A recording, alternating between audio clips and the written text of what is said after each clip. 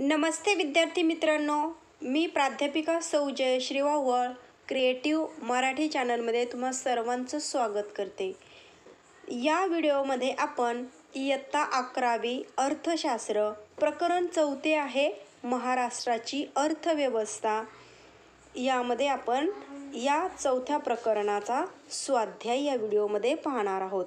या अगोदर तुम्ही जर या चॅनलवर नवीन असाल तर सबस्क्राईब करा आणि बेल आयकॉनवरील ऑल हे बटन सिलेक्ट करा, म्हणजेच तुम्हाला इथून पुढील अपलोड केलेले सर्व व्हिडिओचे नोटिफिकेशन मिळतील.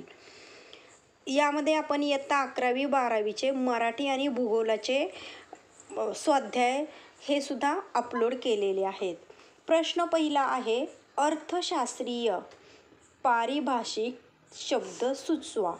पहिला प्रश्न आहे, परकीय विदेशी कंपन्यांनी आपल्या देशात केलेली गुंतवणूक, म्हणजेच त्याला आपण प्रत्यक्ष विदेशी गुंतवणूक हे त्याचं उत्तर आहे, म्हणजेच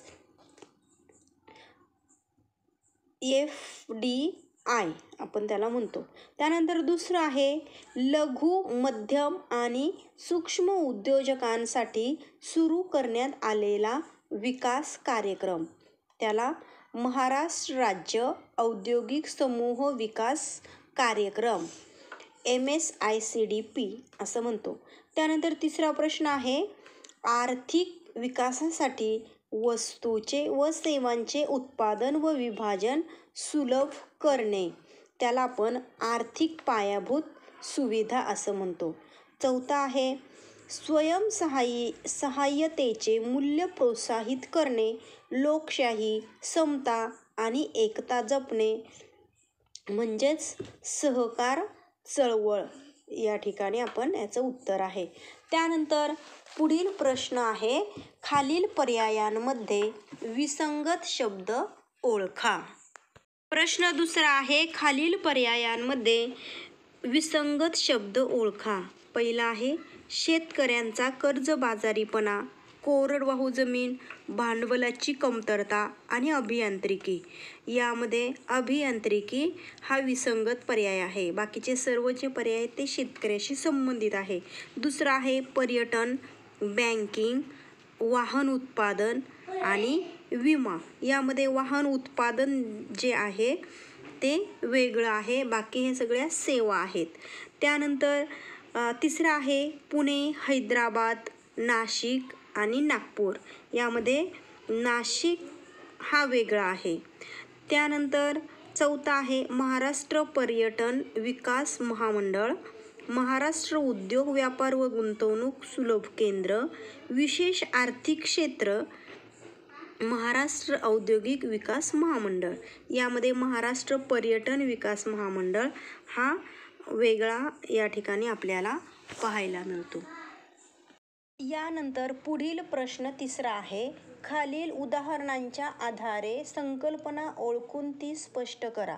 प्रश्न पहिला आहे, यंत्रमानव तंत्रातील संशोधनासाठी जपानने भारतात 1000 कोटी रुपयांची गुंतवणूक केली आहे. त्याचे उत्तर आहे, या उदाहरणातील संकल्पना आहे प्रत्यक्ष विदेशी गुंतवणूक, म्हणजेच दुसऱ्या देशामध्ये गुंतवणूक केलेली आहे. आणि या संकल्पनेचे स्पष्टीकरण म्हणजेच परदेशातील व्यक्ती आहे किंवा संस्था आहे दुसऱ्या देशामध्ये उद्योगात केलेली गुंतवणूक, म्हणजेच प्रत्यक्ष विदेशी गुंतवणूक होय. पुढील प्रश्न दुसरा आहे, प्राजक्ता व तिचे कुटुंब दिवाळीच्या सुट्टीत 8 दिवस समुद्रकिनारी फिरण्यासाठी गेले. या उदाहरणातील संकल्पना आहे पर्यटन, फिरायला जाणे म्हणजेच पर्यटन आहे. आणि या संकल्पनेचे स्पष्टीकरण आहे, आनंदासाठी किंवा व्यवसायासाठी किंवा मनोरंजनासाठी काही कालावधीसाठी दुसऱ्या ठिकाणी केलेला प्रवास व वास्तव्य म्हणजे पर्यटन होय. तिसरा आहे, लातूरचा प्रवीण मुंबई येथे चित्रपटसृष्टीत तंत्रज्ञ म्हणून काम करतो. उत्तर आहे, उदाहरणातील संकल्पना आहे मनोरंजन उद्योग. त्याचं उत्तर आहे, स्पष्टीकरण आहे, मनोरंजन उद्योग हा सेवा क्षेत्राचा महत्त्वाचा भाग आहे, म्हणजेच ही एक सेवा आहे मनोरंजन करणं. मनोरंजन उद्योगात चित्रपट निर्मिती, दूरदर्शन, वर्तमानपत्रे इत्यादी उद्योगांचा समावेश होतो. मनोरंजन उद्योग क्षेत्रात विविध प्रकारचे रोजगार उपलब्ध असतात. पुढील चौथा प्रश्न आहे, चंद्रपूरची राणी गोंड ही मुंबई गोवा जहाजावर क्रूझ शिप म्हणजे जहाज सुंदरी म्हणून काम करते. संकल्पना आहे आतिथ्य सेवा. या संकल्पनेचे स्पष्टीकरण, आतिथ्य सेवा हा सेवा क्षेत्राचा महत्त्वाचा घटक आहे. आतिथ्य सेवा क्षेत्रात क्रूझ शिप, उपहारगृह आहे, हवाई प्रवास, कार्यक्रमांचे व्यवस्थापन इत्यादी उद्योगांचा समावेश होतो. आतिथ्य सेवा क्षेत्रात विविध प्रकारचे रोजगार उपलब्ध असतात.